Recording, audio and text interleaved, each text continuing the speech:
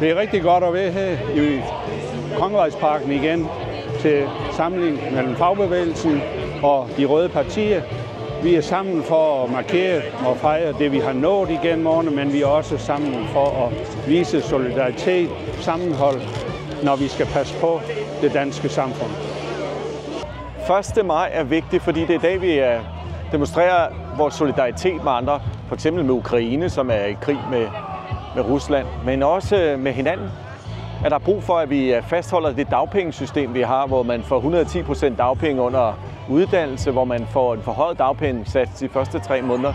Fordi det at vide, selvom der er høj beskæftigelse, at man også kan sove roligt om natten, og vide, at skulle man blive arbejdsløs, så er der også nogen, der er klar til at hjælpe en med en høj understøttelse. Det er vigtigt. Det er det, solidaritet handler om.